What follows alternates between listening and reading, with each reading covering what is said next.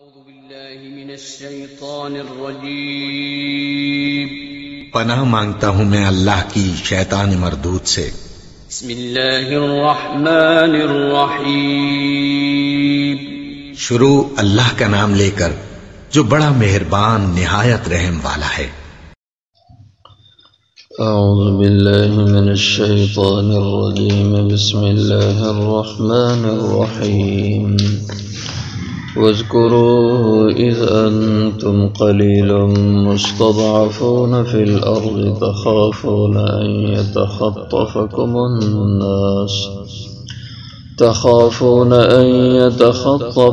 الناس فآواكم وأيدكم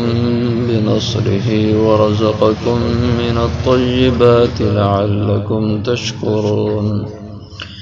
يا أيها الذين آمنوا لا تخونوا الله والرسول وتخونوا أماناتكم وأنتم تعلمون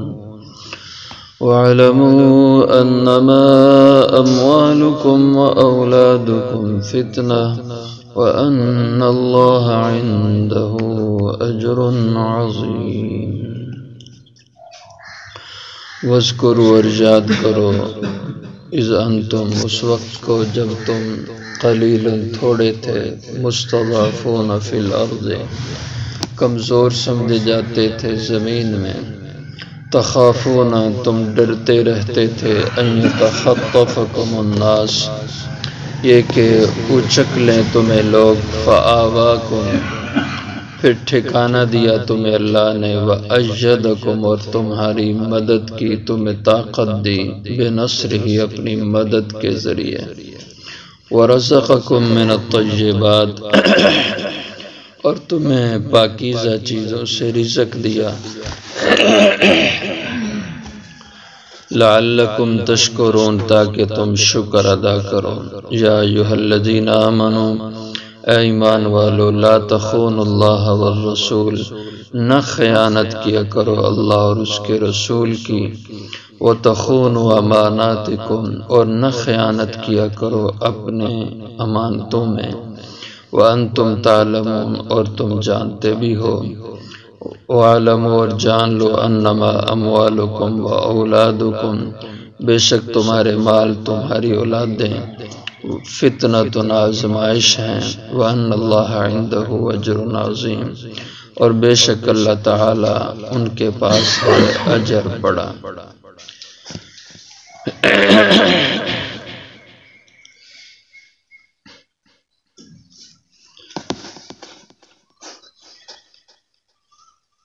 انسان کے اوپر زندگی میں طرح طرح کے حالات آتے ہیں، کبھی انسان پہ خوشی کے حالات ہوتے ہیں، کبھی غمی کے، کبھی تنگ دستی کے، کبھی کشادگی فراخی کے، کبھی بیماری کے، کبھی تندرستی کے۔ تو انسان وہ ہے کہ جس پہ خوشی کا حال ہو تو اپنی غمی اور مصیبت کے زمانے کو بھی یاد رکھے، اور جب اس پہ فراخی کشادگی کے حالات ہوں تو اپنی تنگی کے زمانے کو یاد رکھے، اور اسی طرح تندرستی اور صحت کے حالات آئیں تو بیماری کے دنوں کو بھی اسے یاد رکھنا چاہیے۔ اسی کو یہاں اللہ تعالیٰ نے بیان فرمایا، وَاذْكُرُوا اور یاد کرو تم وہ وقت، اذ انتم قلیل جب تم تعداد میں بہت تھوڑے سے مسلمان تھے، مکہ میں تھے تم تو تمہاری تعداد گنی جاتی تھی انگلیوں پر، اور مستضعفون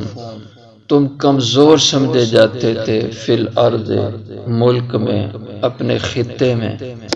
اتنے تم کمزور تھے، تخافون تمہیں ہر وقت ڈر لگا رہتا تھا، تم سہمے سہمے رہتے تھے، ان یتخطفکم الناس کہ یہ کہ اچک لیں تمہیں لوگ، یعنی تمہارے دشمن تم پہ حملہ کر دیں اور تمہیں اپنے دباؤ میں وہ ہر وقت رکھتے تھے، جیسے مکہ میں حالات تھے کہ آئے روز مسلمانوں پہ ظلم ڈھائے جاتے تھے، ان کو ستایا جاتا تھا، کوئی طاقت نہیں تھی، کمزور تھے مسلمان، کافروں کا جس پہ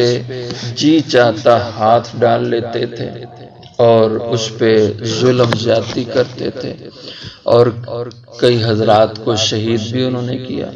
حضرت حارث بن ابی حالہ رضی اللہ عنہ، یہ مسلمانوں میں بالکل ابتدائی شہادت تھی۔ حضرت سمیہ رضی اللہ عنہا، حضرت عمار کی والدہ، یہ بھی بالکل ابتدائی شہادت تھی مکہ میں، اور کوئی وجہ نہیں تھی، صرف یہ کہ یہ مسلمان ہیں اس لیے ان کو شہید کر دیا۔ تو تمہیں ہر وقت ڈر رہتا تھا ان یتخطفکم الناس، یہ کہ اچک لیں تمہیں لوگ، فآواکم، پھر اللہ نے تم پہ رحم کیا اور تمہیں ٹھکانہ مدینہ میں عطا کر دیا۔ وَأَيَّدَكُمْ بِنَصْرِهِ، اور تمہیں قوت اور طاقت دی، تمہاری مدد کی،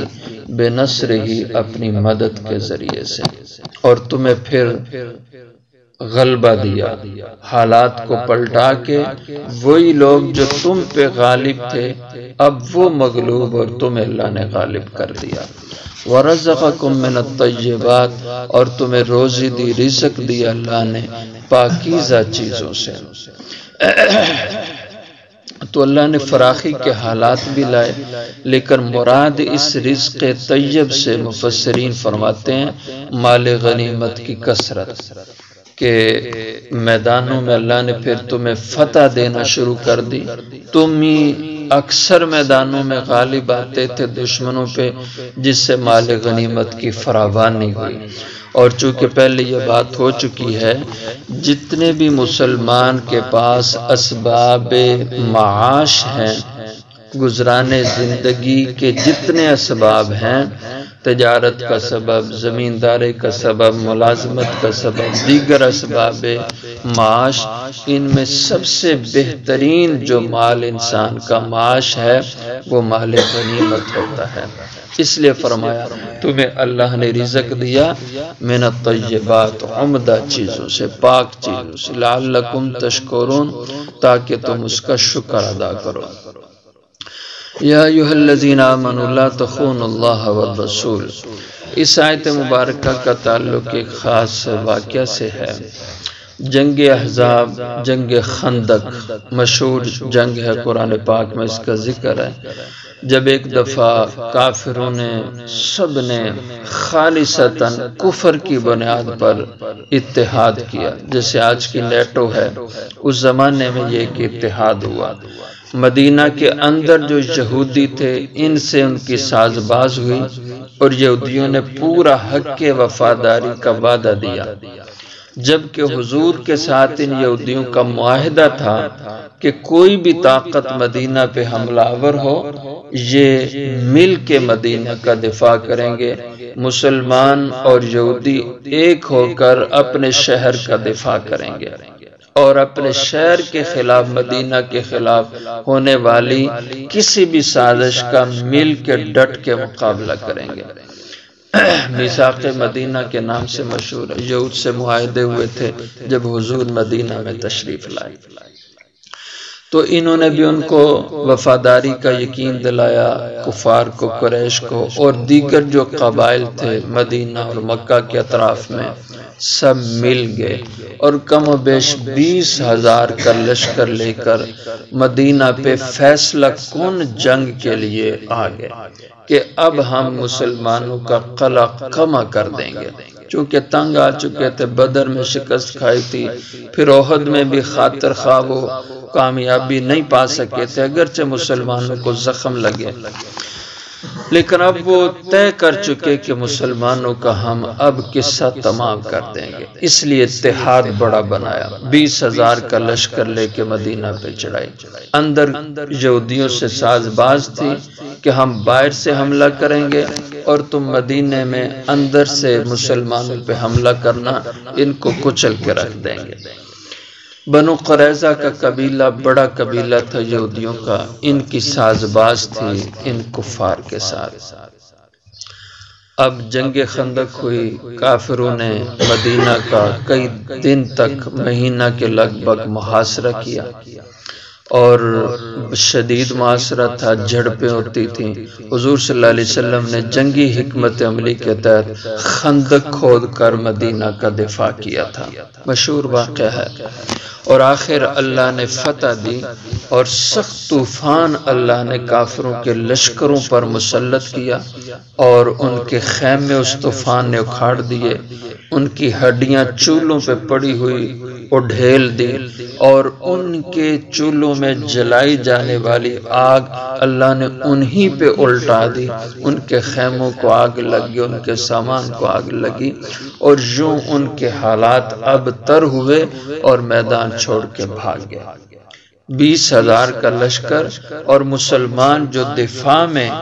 خندق کھود کے بیٹھے ہوئے تھے اپنے خیمے لگا کے، ان کی تعداد صرف کم و بیش 3,000 تھی، وہ 20,000 اور یہ 3,000، اور یہ بھی دفاعی پوزیشن میں ہیں، وہ حملہ آور اور اقدامی پوزیشن میں،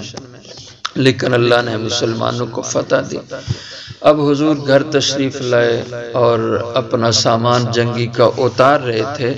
تو جبریل امین علیہ السلام تشریف لائے اور آ کے فرمانے لگے، آپ سامان ہتھیار اتار رہے ہیں؟ آپ نے فرمایا ہاں، جنگ سے فارغ ہوگی تو اب ہتھیار اتارنے ہیں۔ تو حضرت جبریل نے فرمایا کہ ہم فرشتوں نے تو ابھی تک ہتھیار نہیں اتارے۔ تو حضور نے فرمایا کیا کرنا ہے پھر اگر ہتھیار نہیں اتارے؟ تو انہوں نے فرمایا کہ ابھی جنگ باقی ہے، جنگ ختم نہیں ہوئی۔ حضور صلی اللہ علیہ وسلم نے فرمایا ٹھیک ہے، ہم بھی ہتھیار بند ہو جاتے ہیں، کون سی جنگ ابھی باقی ہے؟ تو جبریل امین علیہ السلام نے فرمایا بنو قریظہ نے غداری کی ہے، ان کی ساز باز تھی ان کفار کے ساتھ جو باہر سے حملہ آور ہوئے ہیں، اس لیے ان کا قصہ تمام کر کے آپ ہتھیار کھولیں گے۔ حضور صلی اللہ علیہ وسلم تیار ہو گیا اور جبریل امین علیہ السلام نے اللہ کا حکم سنایا کہ اللہ کا حکم ہے بنو قریظہ کا جا کے محاصرہ کریں۔ بنو قریظہ کو چونکہ چور کو چوری کا پتہ ہوتا ہے، ان کو احساس تھا کہ انہوں نے غلط کام کیا ہے، میثاق مدینہ کی مخالفت کی ہے، تو اندر ان کے بھی چور تھا۔ جب ان کو خبر پہنچنے لگی کہ حضور صلی اللہ علیہ وسلم تو دوبارہ ہتھیار بند ہو رہے ہیں اور مسلمانوں کو جمع کر رہے ہیں، تو ان کے دلوں میں کھٹک گئی کہ اب ہماری باری ہے، وہ قلعہ میں بند ہو گئے۔ تو حضور صلی اللہ علیہ وسلم صحابہ کو لیں گے اور جا کے ان کے قلعوں کا محاصرہ، کئی ان کے قلعے تھے، تو محاصرہ کیا، ان کا ناطقہ بند کر دیا حضور صلی اللہ علیہ وسلم نے، اور کم و بیش 21 دن کے لگ بھگ دن ان کا محاصرہ جاری رکھا اور وہ قلعوں سے ڈرتے باہر نہیں نکلتے تھے، اور وہ آخر محاصرے سے تنگ آ گئے اور انہوں نے حضور سے صلح کا پیغام بھیجا کہ آپ ہم سے صلح کر لیں۔ تو آپ صلی اللہ علیہ وسلم نے فرمایا کہ نہیں، سعد ابن معاذ کو فیصل مان لو، سعد جو تمہارے حق میں فیصلہ کریں ہمیں منظور ہے۔ حضرت سعد رضی اللہ عنہ مدینہ کے لوگوں میں ایک قداور شخصیت تھی، مدینہ کے مقامی صحابی تھے، انصار میں سے تھے، اور یہود سے بھی ان کے تعلق تھے، مقامی ہونے کے ناطے واسطے تھے، اور یہود بھی ان پہ اعتماد کرتے تھے۔ تو انہوں نے کہا کہ ٹھیک ہے، ہم حضرت سعد کو اپنے لیے فیصل تسلیم کرتے ہیں، جو فیصلہ کریں تو ہمیں منظور ہے۔ انہیں اعتماد تھا کہ سعد کی ہمارے ساتھ دوستی ہے، تعلق کہ ہمارے لیے کوئی نرمی کریں گے۔ حضرت ابو لبابہ ابن عبد المنذر رضی اللہ عنہ یہ یہودیوں کے بنو قریظہ کے محلے میں رہتے تھے، ان کی زمین جائیداد رہائش ساری انہی میں تھی۔ تو ایک روایت میں تو یہ آتا ہے کہ ان بنو قریظہ والوں نے حضور سے کہا کہ ابتدائی مذاکرات کے لیے ابو لبابہ کو ہماری طرف بھیجیں، ہم ان سے کچھ باتیں کرنا چاہتے ہیں۔ یا یہ ہے کہ انہوں نے خود ہی حضرت ابو لبابہ سے پوچھا کہ ان کے جو بڑے آدمی تھے، کعب بن اسد تھا، اس طرح جو بڑے تھے یہودیوں میں، انہوں نے حضرت ابو لبابہ سے کہا کہ یار کوئی تم ہمارے ملے دار ہو، ہمارے ساتھ اٹھنا بیٹھنا ہے، کوئی رائے ہمیں دو کہ اندازہ کوئی دو، جیسے ہم گیس لگاتے ہیں کچھ چیزوں کا، کہ سعد ہمارے بارے میں کیا فیصلہ دیں گے۔ تو حضرت ابو لبابہ رضی اللہ عنہ سوچ میں پڑ گئے اور کچھ نہیں بتایا، البتہ اشارہ ایسے کر دیا، صرف ہاتھ سے یوں اشارہ کر دیا کہ ساتھ تمہاری گردنیں کاٹنے کا حکم دے سکتے ہیں۔ بس یہ اشارہ جو دیا تو فوری دل میں خیال آیا کہ ابو لبابہ یہ تو تم نے غلط کام کر دیا کہ ایک راز کی بات ان کو بتا دی، یہ گناہ تم نے کر دیا۔ تو بس وہیں سے لوٹے اور مسجد نبی میں آئے، اپنی بیوی کو بھی ساتھ لائے اور کہا کہ مجھے یہاں ستون سے باندھ دو، اور جب تک میری توبہ اللہ کی طرف سے قبول نہ ہو اور اللہ کے نبی مجھے خود نہ کھولیں ستون سے، میں یہاں سے نہیں ہٹوں گا۔ اور ان کے حالات میں لکھا ہے کہ نمازوں کے اوقات میں ان کی بیوی یا بیٹی گھر کا کوئی فرد آتا، ان کی رسی کو کھولتا، یہ نماز ادا کرتے اور اس کے بعد پھر ان کو باندھ دیتے تھے ستون سے۔ نہ کوئی کھاتے نہ پیتے، کم و بیش مختلف روایات کے حوالے سے محتاط جو اندازہ دیا جا سکتا ہے وہ یہ کہ 7 دن تک انہوں نے اپنے آپ کو اس ستون سے بندھوائے رکھا اور کوئی کھانا پینا نہیں تھا، اور یہاں تک کہ 7 دن جب گزر گئے یہ حال ہو گیا کہ یہ اب کھڑے نہیں ہو سکتے تھے۔ ذرا کتنی دیر انسان کھائے پیے نہ اور اس کے جسم میں طاقت رہے، اب جسم جواب دے چکا، اب جو ان کو کی رسی کھولی تو زمین پہ گر گئے اور بے ہوش ہو گئے ضعف اور کمزوری کی وجہ سے۔ تو اب اللہ کی ذات کو رحم آیا، 7 دن کے بعد حضور گھر میں تشریف فرما تھے، سحری کا وقت تھا، حضرت ام سلمہ رضی اللہ عنہا کے گھر میں تھے، تو اللہ نے وحی بھیجی کہ ابو لبابہ کی توبہ قبول ہو گئی ہے۔ تو حضرت ام سلمہ رضی اللہ عنہا کے پاس تھے حضور تو مسکرائے۔ حضرت ام سلمہ نے فرمایا کہ اللہ آپ کو ہمیشہ ہنساتے رہیں، اس وقت سحری کے وقت ہنسنے کی وجہ۔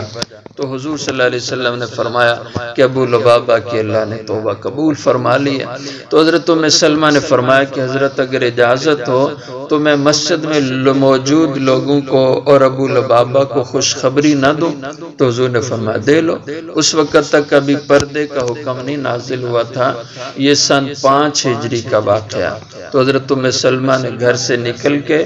مسجد میں حضرت ابو لبابہ کو آواز دی کہ مبارک ہو، اللہ نے تمہاری توبہ قبول فرما لی۔ تو حضرت ابو لبابہ رضی اللہ عنہ کی رسی لوگ کھولنے لگے تو فرمایا نہیں، خبردار کوئی میرے رسی کو ہاتھ نہ لگائے، اس لیے کہ یہ رسی تب کھلے گی جب اللہ کے نبی خود آ کے اس کو کھولیں گے۔ پھر حضور فجر کی نماز کے لیے جب مسجد میں تشریف لائے تو حضور سیدھے ابو لبابہ کے پاس آئے، اپنے ہاتھوں سے حضور نے